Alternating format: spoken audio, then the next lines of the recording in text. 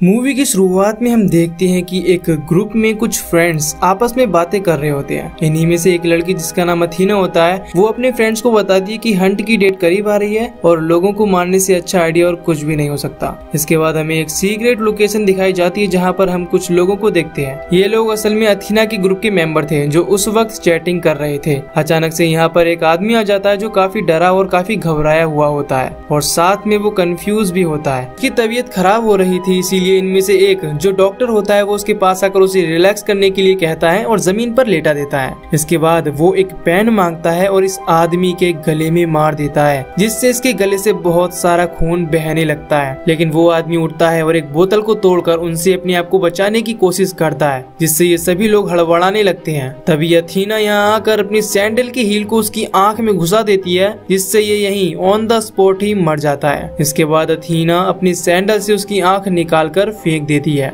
इस सब के बाद सीन शिफ्ट होता है और हम एक लड़की को देखते हैं जिसकी आंख खुलती है और वो देखती है कि वो एक जंगल में है और उसके मुंह को किसी चीज से बांधा गया है। उस लड़की के अलावा यहाँ पर और भी बहुत से लोग थे जिन्हें कैदी बनाकर यहाँ पर लाया गया था। अब ये सभी एक खुले मैदान में पहुँचते हैं जिसके बीचों बीच एक लकड़ी का बड़ा सा बॉक्स रखा था। इनमें से एक आदमी उस लकड़ी के बॉक्स के पास जाकर उसे ओपन करता है, जिसमें से एक छोटा सा पिग यानी सुअर बाहर आता है। उस सुअर के अलावा इस बॉक्स में बहुत सारे हथियार भी थे जिन्हें ये सब आपस में बांट लेते हैं। उस लड़की को वहाँ पर चाबी मिलती है जिसकी हेल्प से सब अपने मुंह पर लगी हुई इस चीज को खोल देते हैं। तभी अचानक से उन लोगों पर कोई फायरिंग करने लगता है और इस फायरिंग में सबसे पहले वो लड़की ही मरती है। लेकिन इन पर ये फायरिंग कौन कर रहा था ये हमें मूवी के आखिर में पता चल जाएगा। खैर, एक औरत यहाँ से भागने की कोशिश करती है जो कि एक गड्ढे में गिर जाती है। एक आदमी उस लड़की की हेल्प के लिए जाता है और वो देखता है कि वो गड्ढे में बिछाई गई जाल में गिरी है। वो उस लड़की को बाहर निकालता है, जिसके बाद ये दोनों जंगल की तरफ भागने लगते हैं। लेकिन तभी उस आदमी का पांव एक माइन पर आ जाता है और वहाँ पर ब्लास्ट हो जाता है। ये आदमी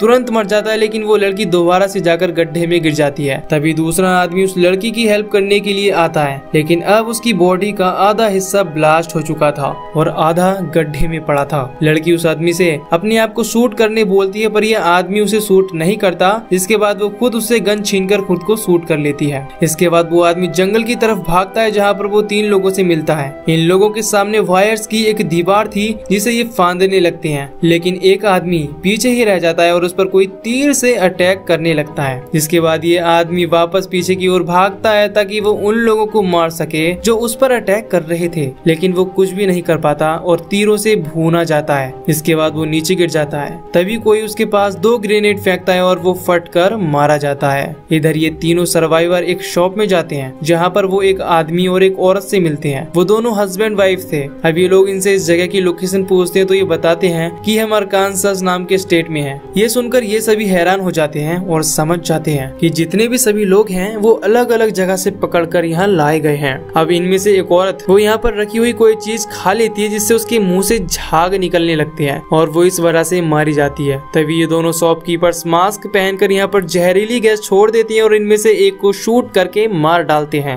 अब इससे हम समझ पाते हैं कि ये दोनों किसी प्लान का हिस्सा हैं। खैर, इसके बाद हम देखते हैं कि ये स्टोर को क्लीन करने लगते हैं और डेड बॉडीज को छुपा देते हैं। अब ये स्टोर इस तरह से चमका देते हैं जैसे यहाँ पर कुछ हुआ ही नहीं। तभी यहाँ पर एक और लड़की आती है और इस लड़की का नाम क्रिस्टल होता है, जो इनसे पूछती है कि वो किस जगह पर है। इस पर ये वही जवाब देते हैं कि हम अरकानसास में हैं। इसके बाद क्रिस्टल शॉप से सिगरेट खरीदती है, लेकिन जब उसे चेंज मिलता है तब उसे उन शॉपकीपर्स पर डाउट होने लगता है और वो गन से उन दोनों को मार डालती है, क्योंकि अरकानसास के हिसाब से ये सिगरेट महंगी बेच रहे थे। अब क्रिस्टल बाहर आकर एक ट्रक का नंबर प्लेट हटाती है और उस नंबर प्लेट के पीछे एक और नंबर प्लेट होती है। उसे यकीन हो जाता है कि जो लोकेशन उसे बताई गई है वो गलत है। असल में वो किसी और ही जगह पर है जिसका उसे खुद भी नहीं पता। तभी उसे पता चलता है कि इस ट्रक में ही कुछ वायर्स हैं जो कि एक बॉम्ब से कनेक्टेड है। तभी वहाँ पर एक और आदमी आता है जिसका नाम गैरी होता है और क्रिस्टल उसे छुपकर देख रही थी। अब इससे पहले कि गैरी ट्रक का दरवाजा खोलता, क्रिस्टल उसे बताती है कि ये ट्रक एक ट्रैप है और इसमें एक बॉम्ब लगा हुआ है। अब क्योंकि क्रिस्टल ने इस तरह गैरी का भरोसा जीत लिया था, इसीलिए ये दोनों एक साथ हो जाते हैं और ट्रेन की पटरियों की ओर चलने लगते हैं। तभी इन्हें एक ट्रेन का पता चलता है, जिसके बाद ये दोनों उसमें चढ़ जाते हैं। ट्रेन पर और भी लोग मिलते हैं जो कि रिफ्यूजी थे।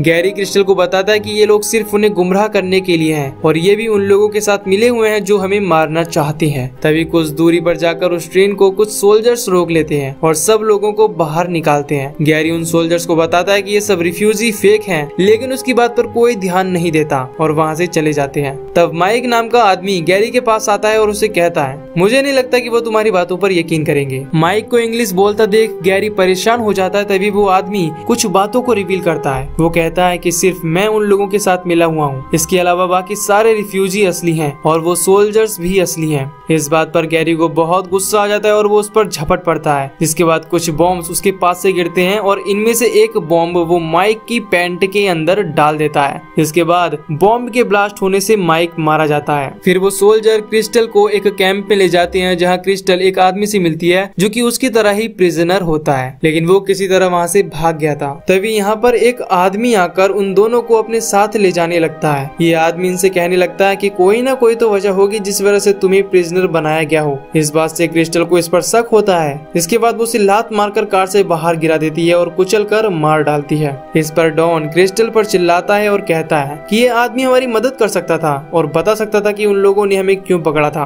और वो लोग हमें क्यों हंट कर रहे हैं। लेकिन जब वो उसकी कार की डिग्गी खोलते हैं तब उन्हें वहाँ पर गैरी की डेड बॉडी मिलती है, जिसे देख वो समझ जाते हैं कि ये भी उन्हीं हंटर की टीम से मिला हुआ है और अगर ये लोग इसे न मारते तो ये इन्हें मार देता। अब डॉन क्रिस्टल को बताता है कि जितने भी सभी प्रिजनर्स थे वो सब मारे गए हैं, अब सिर्फ हम दोनों ही बचे हैं। इसके बाद हमें दोबारा से वही ग्राउंड दिखाया जाता है जहाँ पर सबको प्रिजनर्स बनाकर लाया गया था और इसके साथ ही वहाँ पर वो सीक्रेट लोकेशन भी दिखाई जाती है। उस जगह पर हंटर्स थे और वहीं पर उनका ट्रेनर भी था। और दोस्तों, शुरुआत में जो गोलियां प्रिजनर्स पर बरसाई जा रही थी वो ये लोग ही चला रहे थे। डॉन और क्रिस्टल भी वहाँ पर पहुंच जाते हैं और डॉन को वो सुअर मिल जाता है। वो हंटर्स को डिस्ट्रैक्ट करने के लिए सुअर को वहाँ पर फेंक देते हैं, जिसके बाद क्रिस्टल अंदर आती है और वो एक एक करके इन सभी हंटर्स को मार डालती है। लेकिन इन हंटर्स का ट्रेनर अभी जिंदा होता है और वो क्रिस्टल पर अटैक कर देता है और उन दोनों की काफी फाइट होती है और क्रिस्टल उस ट्रेनर को भी मारने में कामयाब हो जाती है।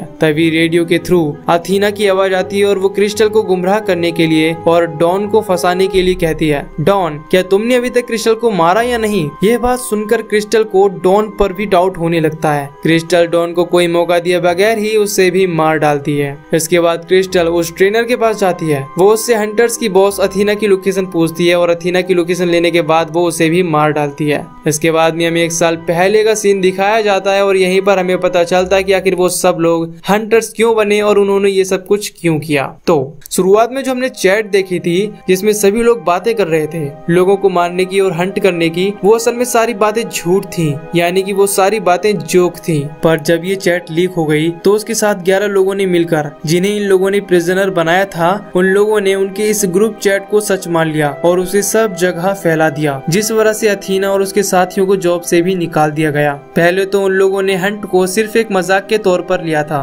लेकिन जब उनके साथ इतना बुरा हुआ तब उन्होंने डिसाइड कर लिया कि वो इस मजाक को रियलिटी में बदल देंगे, क्योंकि इन्हें उन लोगों से बदला लेना था जिन्होंने एक मजाक को सच में बदल दिया, जिसकी वजह से इनकी जॉब भी छूट गई। और इसीलिए इन लोगों ने उन सब लोगों को इसमें शामिल होने के लिए ट्रैप किया। अब प्रेजेंट में जब क्रिस्टल अथीना की लोकेशन पर पहुंचती है तो वो देखती है कि अथीना खाना बना रही है। अब ये दोनों आपस में बातें करने लगती हैं। अथीना क्रिस्टल से कहती है कि मुझे उसके बारे में सब कुछ पता है और वो उसकी फैमिली बैकग्राउंड का मजाक भी बनाती है। लेकिन क्रिस्टल कहती है कि तुम जिस क्रिस्टल की तलाश कर रही हो वो मैं नहीं हूँ, बल्कि तुमने गलत क्रिस्टल को फंसाया है। इसी के साथ इन दोनों के बीच फाइट होती है और वो दोनों घायल हो जाती हैं और नीचे गिर जाती हैं। इसके बाद वो दोबारा फिर से उठती हैं और फाइट करने लगती हैं, लेकिन लास्ट में क्रिस्टल जैसे तैसे जीत जाती है और अथीना हार जाती है। अब अथीना कुछ देर बाद मर जाती है पर क्रिस्टल जिंदा बच जाती है। वो अथीना का बनाया हुआ खाना खाती है और उसके ही कपड़े पहनती है और उसके डॉग को लेकर वहाँ से जाने लगती है। बाहर की ओर उसे अथीना का प्राइवेट जेट दिखता है। इसके बाद वो पायलट और हॉस्टेस को बंदूक की नोक पर टेक ऑफ और उसकी खातिरदारी करने के लिए बोलती है और यहीं पर ये मूवी खत्म हो जाती है। तो दोस्तों, अगर आपको ये मूवी की एक्सप्लेनेशन पसंद आई हो तो वीडियो को लाइक और चैनल को सब्सक्राइब जरूर कर देना। बाकी मैं मिलूंगा आपसे न्यू वीडियो में। Till then take care, love you, bye bye.